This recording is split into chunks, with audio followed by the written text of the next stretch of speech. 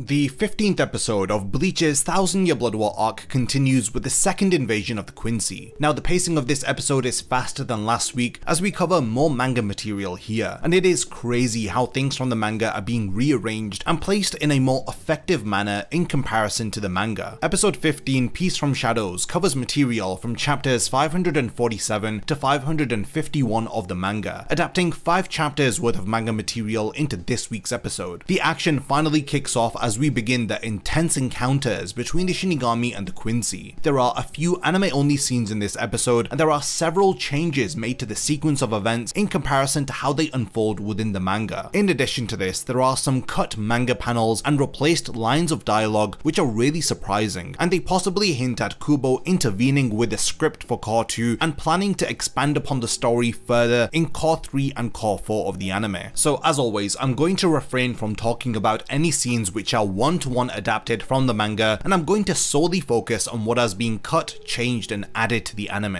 There is a lot to dive into, so without further delay, here is my manga versus anime comparison for episode 15 of the Bleach 1000-Year Blood War arc anime. We begin the episode with an anime original scene of Hashward coordinating a meeting between the Sternritter. Outside of the Schutzstaffel, pretty much everyone is present here. Hashward basically gives them what I can only describe as a murder pep talk, relaying to them the orders that Yubak has given to them. He reminds the Sternritter that they are to kill the Shinigami with their own Bankai. He also warns them to prepare for the likelihood of the Shinigami learning to fight without their Bankai, and they need to go out of their way to instantly destroy the enemy. This is a scene that essentially gives the audience information that was meant for the later chapters of the manga, which I find really amazing. Since there isn't really a precedent for this scene in particular, aside from the information within it existing in later manga chapters, there's nothing else to really compare it to. But if there is one thing that I'd like to add, it's that once again we're given another scene with the Sternritter interacting with each other, which makes me really happy that we see more of these moments with this group of individuals. Because a lot of people compared the Sternritter to the Espada and said that the Espada were a lot more fleshed out in comparison to the Sternritter. But now the 1000-Year Blood War arc anime is actually going out of its way, adding these additional scenes and giving each of the Sternritter new lines of dialogue. During this meeting scene in particular, we had dialogue lines for Robert Acutron, Asnod, Bambietta, and lastly even BG9. So at the beginning of chapter 547, a lot of stuff is trimmed down, including the first page where we see Ichigo grab his 2 Zanpakuto, signaling that his training is complete. Now this scene in particular is swapped around for a 1-minute exclusive post-credit scene at the end of this episode, which is very fascinating, and I'm going to talk about it later on. The remainder of the beginning of the chapter where we see the Serete being replaced by the Quincy City and several Shinigami reacting is all cut from the anime. In particular, several Gote 13 members reacting like Shinji, Rose, Omaida, Momo, Isane and Iba are also cut from the anime. Within the anime, Ukitake's seated officers informing him about the sudden change while he is in the temple happens first. Now we are then shown the scene where Shunsui states that he had set up traps within the Serete, but he wasn't expecting them to lose their territorial advantage. Now the order in which these two scenes appear in the anime is swapped around in comparison to the manga, where we actually see Shunsui speaking first before we cut to Ukitake's seated officer speaking to him. Roughly 2 chapters involving the research and development department panicking is cut from the anime, and the cut content involves Squad 12 panicking that none of their surveillance devices are working, stating that the Serite is now gone, and then suddenly their entire department ends up being transformed into a room with Quincy flags as they exclaim, "What on earth is going on?" Now this line, "What the hell is happening?" is kept within the anime, but all of the panicking before that is cut. Chapter 547's explanation of the shadows in the Serete is changed slightly to Uryu and Yubak speaking while he is sat down. In the manga instead, he was stood on top of Silburn watching over the landscape as he explains these details to I presume Uryu, who is standing with him. In the anime, while Askin is speaking to the research and development department, it is here where he is formally introduced into the story as Sternritter D, which is a lot earlier on in comparison to the manga. Similarly, when Hashward is speaking to Shunsui, he is also introduced as Sternritter B, which again is earlier in comparison to the manga. And another instance of this is Baz B being introduced as Sternritter H, while he is confronting members of Squad 10 that he attacks with his flames. Now the discussion between Baz B and Hitsugaya continues from the end of chapter 547 into chapter 548, where they both introduce themselves to each other and go on to state that they are a good match for each other. This of course is before the scene where Omaida and his younger sister are together, and this change makes sense significance due to the way that things are left off at the end of chapter 547, and how it clashes with the start of chapter 548. So the anime wraps up the formalities between Hitsugaya and Bazz-B before we end up cutting to Omaida and his sister. Now what is fascinating is Omaida saying to himself that he is scared repeatedly, and why did this have to happen while Soifon is away, and him questioning what he should do is all cut from the anime. This of course is right before his younger sister grabs onto his arm and tells him that she is afraid. Now before we cut to the midpoint of the episode, we get this ominous anime exclusive scene of Yuhobak sitting watching over the battlefield with Uryu beside him. Now this is a really nice addition in my opinion, and it connects what is going on in the different locations within the Vandenreich city, with Yuhobak obviously at Silben watching the events unfold. After the mid-card of the episode, we cut back to material from chapter 548 following Hitsugaya and Bazz-B introducing themselves to each other. Now a scene is cut from the anime where the squad 10 Shinigami pick up a piece of Hitsugaya's ice which had protected them, and they comment on how thin this ice is, and it's a miracle that it had protected them in the first place. They then question whether if Hitsugaya is going to be okay. Before Rangiku turns up and speaks with Hitsugaya, there is a really nice anime exclusive scene here, which we have seen from the earlier trailers of Core 2, where Bazz-B fires a flaming fist towards Hitsugaya, who evades the attack by getting onto higher ground. Now this is where Rangiku appears and speaks to him about how they are going to work together now. Now when Rangiku activates his Shikai, the exchange between Bazz-B and Rangiku is extended within the anime slightly. The anime explains how the ice vacuum forms by combining Rangiku and Hitsugaya's power. Now both Bazz-B and Rangiku get some additional lines of dialogue here, with Rangiku's explanation of the ice vacuum being a lot more playful within the anime in comparison to the manga, and the anime includes some of her quirky mannerisms which help to bring this explanation of her power to life. Now after Bazz-B is attacked by Hitsugaya from the end of chapter 548, we see the anime depict this a bit better as we see him trapped within a giant wall of ice. At the start of chapter 549, the squad 10 Shinigami celebrating that Bazz-B has been defeated is cut, and their lines are instead given to Rangiku, who says that it looks like the Sternritter can be beaten without the use of Bankai. Following this, we cut to material from the beginning of chapter 551, where we see Hashward speaking with Shunsui and Nanao again, as events are changed around in comparison to the manga, presumably because they wanted to give the BG9 fight some undivided time towards the end of the episode. A panel is also cut from the manga where Hashward is thinking to himself that he can't get in through the barrier, and it's like his power is being deflected or absorbed is all not included in the anime. Instead, we cut to the next panel of Nanao revealing the name of a barrier technique. After Nanao explains how a barrier works, we then cut back to material from chapter 549. This is following Rangiku and Hitsugaya's supposed victory. We see Omaida being attacked by BG9, and the difference here is that he is still accompanied by his sister in comparison to the manga where she isn't with him. The anime here portrays Omaida in a more heroic manner, which is in line with the cut material from earlier where he was thinking repeatedly to himself that he is scared. When BG9 accepts that he has refused for the third time to tell him where Soifon is, he says that he will ask him another way. Now things are changed in comparison to the anime and the manga here. In the anime, he points his tendril towards Omaida's younger sister about to attack her, but Omaida protects her and is instead attacked. In the manga, however, he extends a tendril out from his body and he impales Omaida's younger sister, brutally lifting her up into the air. Now additional dialogue from BG9 is cut after he stabs his sister in the manga. This is when he says that he knows that his other family members are also nearby, and if he refuses to answer him again then he will kill all of them. The manga continues with Omaida activating his Shikai and slamming his Zanpakuto into BG9's face, telling him to let his sister go. But BG9 says that if he removes this tendril then she will lose a large amount of blood and die, and he questions whether if he is okay with that. Omaida is enraged in the manga as he yells out, but his Zanpakuto is impaled by his tendril. Now BG9 then reveals his Reishi minigun, and all of this is cut as we get BG9 revealing his minigun after Omaida is impaled, and after he declares that he will not let the Sternritter lay a single scratch on his sister. Now things continue as normal from here after BG9 fires his Reishi minigun and Soifon intercepts the attack. Soifon and BG9 interacting before she unleashes her perfected Shunko is also trimmed down in the anime. In the manga, she actually gives an example stating that she had perfected a Shunko after a battle with Yoriichi, and until today she has been training to improve it even further. But it appears as though this line in the manga was incorrect, because Kubo has actually corrected it here, as he says that her Shunko was not perfected the last time that they had fought, and during the short duration of time between the first invasion and the second invasion, she had in fact perfected it. Now this is quite a significant change, and it shows that Kubo is paying attention to every single line line that is being uttered within the anime script. Also, I found it strange that if in fact Soifun had perfected her Shunko after her battle with Yoriichi, why is it only now during the final arc of the series that she is displaying it? So it makes a lot more sense for her to say that her Shunko wasn't perfected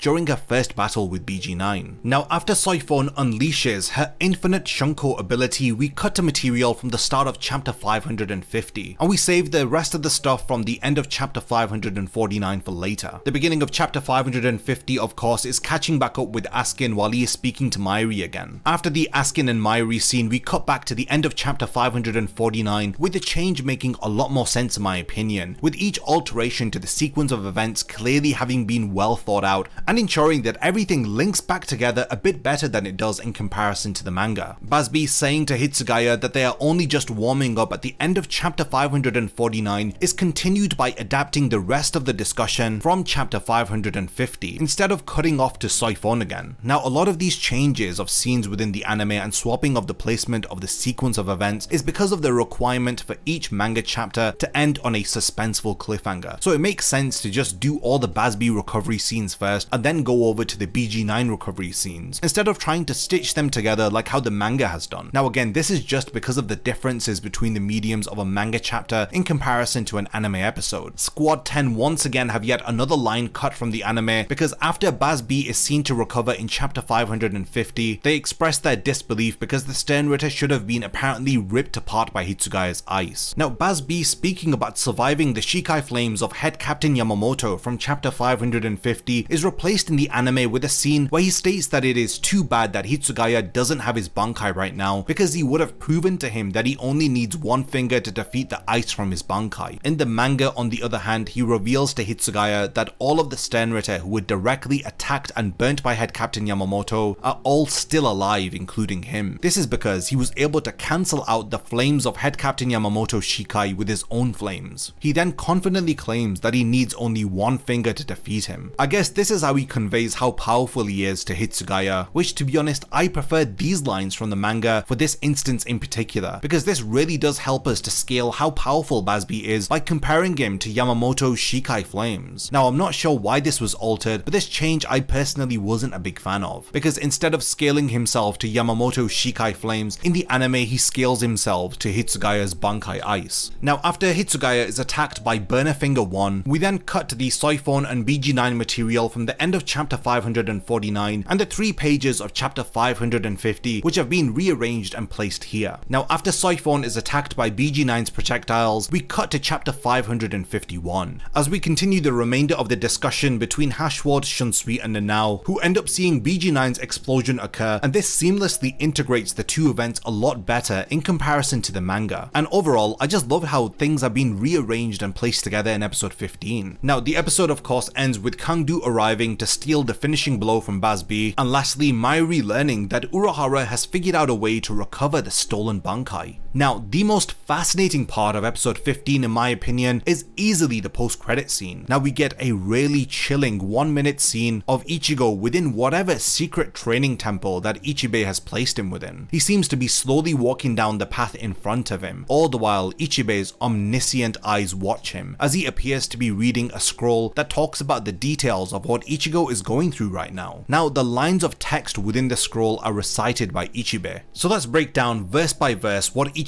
is saying. He starts by stating, "It begins but does not end." Now, this of course refers to the process that Ichigo is currently undergoing, or it's in reference to the never-ending path that Ichigo is walking on within this strange realm that he's been taken to. The next verse names wither in the silence in an abyss of rolling clouds. We are aware that Ichibei's powers are linked to the power that he bestows upon others with his names, so it could be linked to the names that he gives to others meaning nothing within this realm, as the names fall into the abyss of clouds. This perfectly ties together to the next verse, raindrops fill an empty vessel. Now, these rolling clouds end up forming raindrops, which most likely are spiritual pressure, and they fill an empty vessel, which of course is speaking about Ichigo as the empty vessel within the realm. Note how Ichigo is here alone and not with Ichibei. Whatever Ichigo is going through right now is something that he can only do alone, apparently. The next verses say, "Those who are unworthy to be a vessel succumb to its weight as it turns to stone." This next verse verse speaks of what happens when an empty vessel who is unworthy fills up with raindrops and they succumb to the weight of it and they transform into stone, going on to describe the consequences of failing while walking down this road. As the next verse speaks about how the stone breaks apart and turns to gravel, and the pounding rain reduces it to dust. For such a vessel, there is no way out. Following this, we see Ichigo experience some sort of heaviness that he is struggling to deal with as he stumbles. Now this sequence of verses speaks about a failed vessel who turns to stone and then becomes gravel, and the rain continues to pour down upon them and it reduces them to dust or even nothing. For such a failed vessel or candidate, there is no escape. Now this leads me to believe that this process that Ichibei has made Ichigo undertake is one that tests for a replacement Soul King candidate. I'm confident that Ichigo is tested here as a future possible Soul King and to see if he is worthy of becoming the next vessel of the Soul King. Now the poem continues speaking about the failed vessel as it states, for such a vessel there is no way out, but if one does not enter there is no path, and those who are about to perish call it Irazusando. Now the final verse of the poem speaks about the failed candidates who have no escape, who do not know if they are failed or not until they walk down the path that Ichigo is on. Those who are unworthy call this road Irazusando. The poem in the end implies that whatever space that Ichigo is currently in is called Irazusando. Now we learn what Irazusando means in this translation, where Irazu means no entry and Sando means a road approaching a shrine. Put together, Irazusando translates roughly to no entry to the road of the shrine. This name implies that it is a road that isn't meant to be found, yet it is a road that leads to a specific point, which is the shrine. It's a strange contradiction that is present even in the poem. This contradiction perfectly represents what its words say, that it is a path that very few can continue walking on, and for most this is a path that would have no end. It embodies both the terrible consequences of failing to walk down its infinite corridor and at the same time acknowledges that there are some who can actually walk it. I'm speculating that Ichibei here is testing to see if Ichigo is worthy to become the next empty vessel, or in other words, the next Soul King. If Yhwach and the Quincy are to kill the existing Soul King, then that would mean that Ichigo would be a fitting replacement. Now this of course is just my interpretation of Ichibei's poem here, and I'd love to hear what all of you think about it too. That was yet again another incredible episode with a lot of changes, cuts and additions made in comparison to the manga. The pacing of the 5 chapters that were covered in episode 15 were handled with a great deal of care. Scenes were chopped and changed around in order to streamline certain moments. Now the events within the manga which were segmented were brought together in the anime in order to improve the overall flow of the story, and in general I loved how episode 15 adapted this week's batch of chapters. The notable change that I was upset about was Bazby's comments on surviving Yamamoto's Shikai flames, but I know Sternritter H will have a lot of additional scenes in Core 3 and 4, so hopefully they make up for some of the omissions that we have had here. The highlight of this episode has to be the 3 anime exclusive sequences, which were the Sternritter meeting at the start of the episode, Omaida rescuing his sister, and of course the post-credit scene with Ichigo and Ichibei. I am really looking forward to seeing more of these additional anime scenes involving Ichigo, and I hope that we get more of an explanation as to what Irazusando is. Next week's episode is titled The Fundamental Virulence, and unlike the first 2 episodes which were pre-screened in Japan before release, we don't really know how many chapters will be adapted into episode 16. Now we have reached the point of the video where I want to hand over the discussion to all of you. What did you think about this week's episode? Did you enjoy the changes in comparison to the manga, and did you like the anime exclusive scenes this week? I look forward to reading all of your comments, and I cannot wait to see you next week for my breakdown and analysis of episode 16 of the all new Bleach anime. Lastly, thanks for making it to the end of this video, and I can't wait to see you in my next Bleach video.